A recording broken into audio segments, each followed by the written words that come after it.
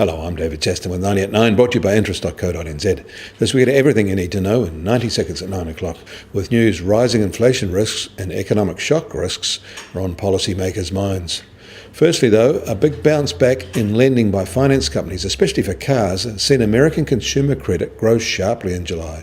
It was expected to show good growth, but the data shows growth way above that expectation.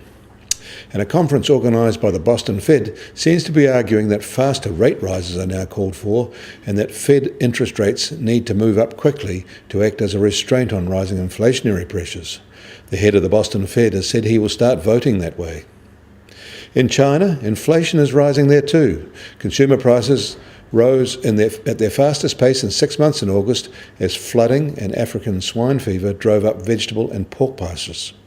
Apart from two single food-related spikes, it is now the highest level in nearly 4 years and rising. Meanwhile, producer prices are cooling off, but they're still rising at nearly double the rate of consumer prices. Given the trade risks China faces, officials there have limited tools to deal with the twin threats of slowing growth and rising inflation. And staying in China, there appears to be steel in policymakers' spines to enact a national tax on property soon as a way of reining in household speculation. It is a risky move at this time, but such a tax has been declared a priority to be enacted this year. The threat to sentiment will be the thing to watch. Yesterday, both the Shanghai and Hong Kong equity markets fell more than 1%. The latest reading on EU investor confidence has also seen a fast weakening, driven by emerging market concerns. This index came in way below expectations. If investors follow through, it'll become self-fulfilling. In Japan, a key economic sentiment survey there has come in more optimistic than expected, especially for the outlook data. And in Australia, the RBA is warning their households and the financial system are overexposed to an economic shock with their debt levels very high by international standards. And they say the Australian banking system is potentially very exposed to the decline in credit quality of outstanding mortgages. US Treasury 10-year yield has settled in at 2.94%. Their two-turn curve is tighter, however, at just under 22 basis points now.